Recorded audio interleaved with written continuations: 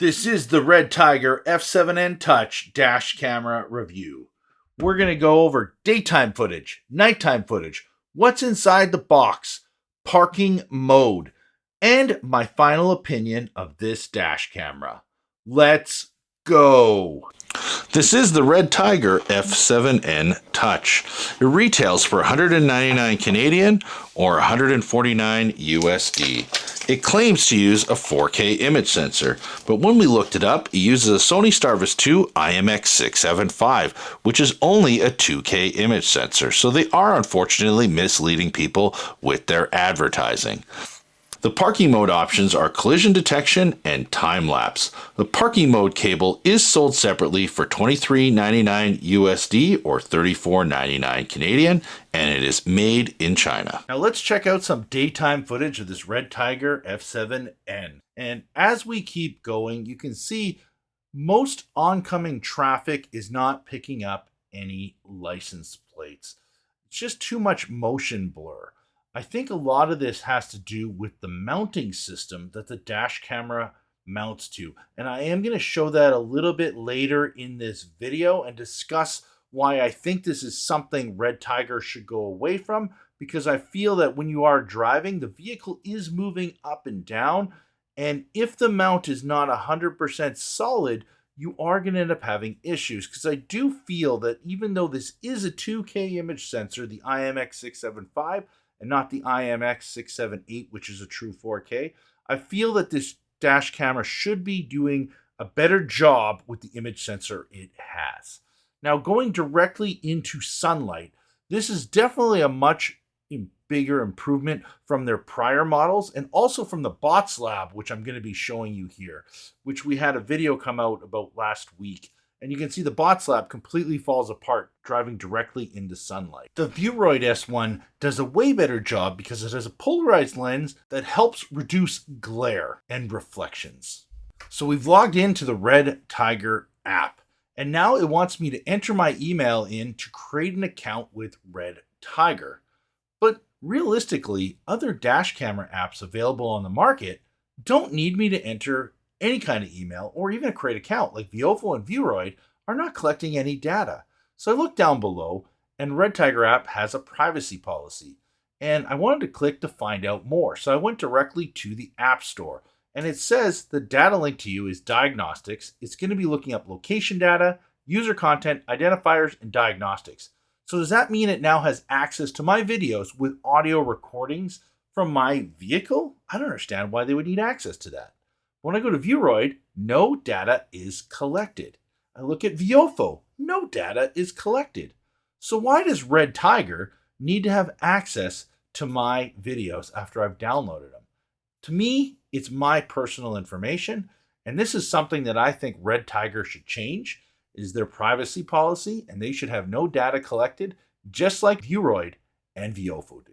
So how does the Red Tiger F7N do at night? And as we drive by the Canco gas station, you can see the sign is a little blurry. However, it's a huge improvement over their prior generation, but still not as clear as like our Vuroid and the Viofo dash cameras. And even with the headlights coming on, at least it's not overly blurry like we've seen on the Bots Lab and the FitCam X and some of the other lower grade dash cameras. This new IMX675, which they finally introduced, has shown some improvements when driving around at night. However, I am still finding when we are pulling up behind vehicles driving at 50 to 60 kilometers an hour, we're not really getting any of that information. Usually the license plates are pretty blurry. It seems like we're only getting it when driving at very low speeds, and I still think a lot of this has to do with the Red Tiger mount. So let's talk about this mount from Red Tiger.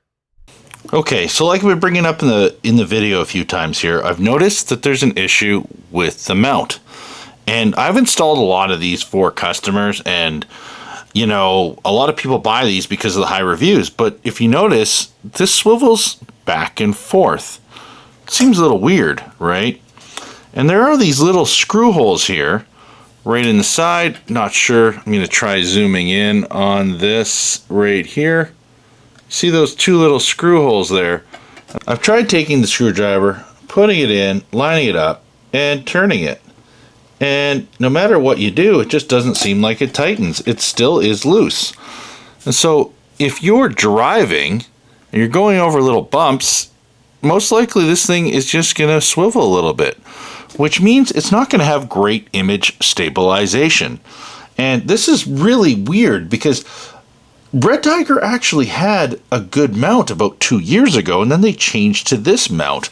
And I don't understand why they would make it so that it easily swivels back and forth. Now, if I take the Viewroid, you can see it doesn't go side to side.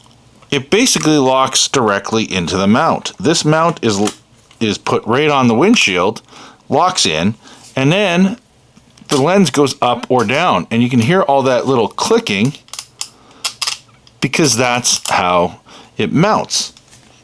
If I take a Viofo A229 Pro, same thing. See how it clicks? But it doesn't go side to side.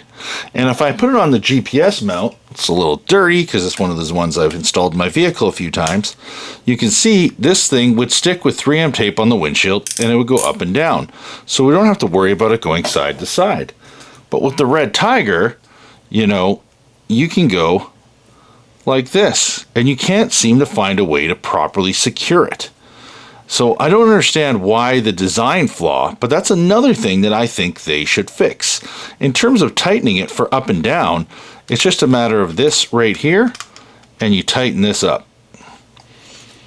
So that's what I think is actually causing problems with their image stabilization. Red Tiger also has parking mode. In order to activate parking mode, you need to order a hardwire cable. The hardwire cable simply has 3 wires, power, ground, and ignition that you need to hook up directly to your vehicle. Now, once you hook it up, you can either turn parking mode on or off. It doesn't need to be turned on. Some people think that just by using a hardwire cable that you automatically get parking mode. Now, the big thing is the most common parking mode cable from Red Tiger is this one here, which has an 11.8 volt cutoff. And if you've watched the channel for quite a while, you're going to know that I do not like lower than 12 volt cutoffs. Now, they do have a newer, improved parking mode cable that has 11.6, 12, and 12.4 volt cutoff, which is definitely an improvement. However, their timer modes are still 12, 24, and 48 hours. And personally, I always like having 3 hours or less for options for parking mode. So seeing they don't have that, these are all stipulations that I don't like. Now, the other thing I don't like is they don't have other voltage options. So a lot of newer vehicles that are EV and hybrid use lithium batteries, and they can be 13 and 14 volt batteries. And having a 12 volt or 12.4 volt cutoff is not healthy for that car battery. You could actually completely kill it. So if you have a hybrid or EV vehicle, I would not recommend using this dash camera with parking mode.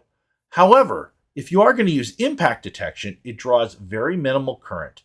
However, we're going to show you how the parking mode operates on this next video. Okay, so now we're going to do our final test of the 4 remaining dash cameras for impact detection. I'm going to start with hitting the front of the vehicle. 1, 2, 3, 4, 5, 6, 7, 8, 9, 10.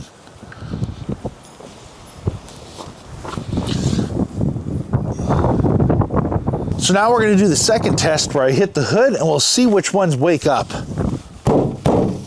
1, 2, 3, 4, 5, 6, 7, 8, 9, 10.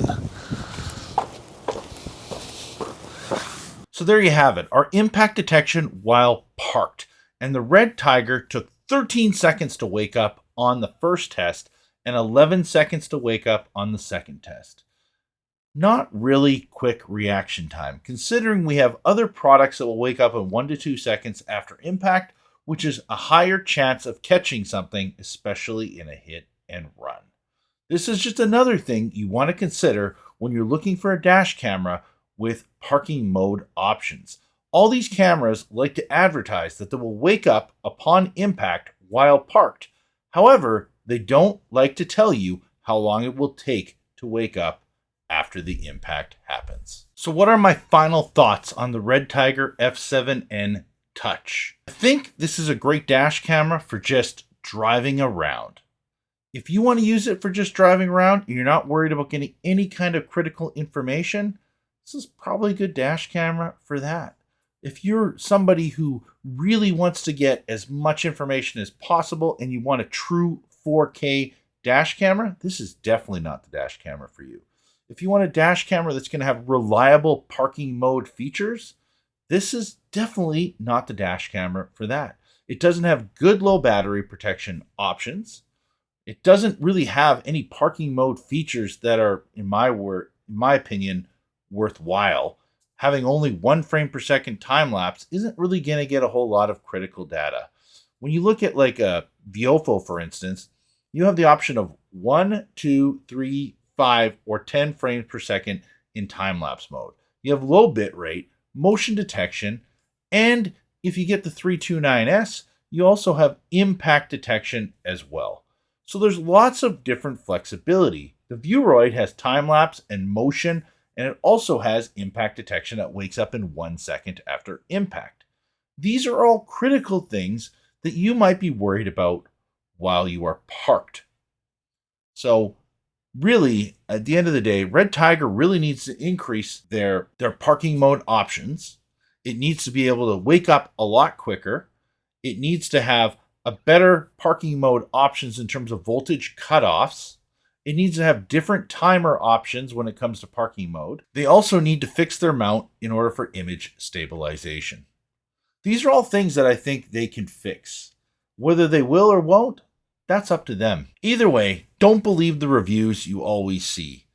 Test the product yourself and verify. Look on forums like dashcamtalk.com and verify what the real users in the world are using. A lot of reviews can be misleading. And this is why us at Safe Drive Solutions, a lot of times we go out of our way and we buy a lot of these products directly from Amazon ourselves, especially because we're installing them all the time and we're trying to educate customers on how it works. I think sometimes people think we're lying, but as you can see, the proof is in the pudding.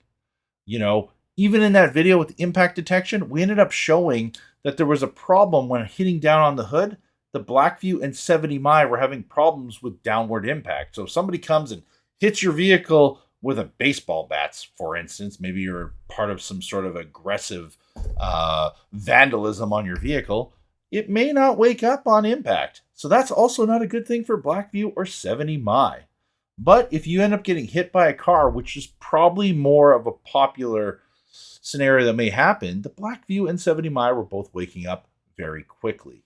So these are all things that you want to consider when purchasing a dash camera. Figure out what's important for you in your lifestyle and make a decision on buying that product that suits your lifestyle the best. Until next time, I'm Ben from Safe Drive Solutions, your dash cam specialists. Have a safe drive.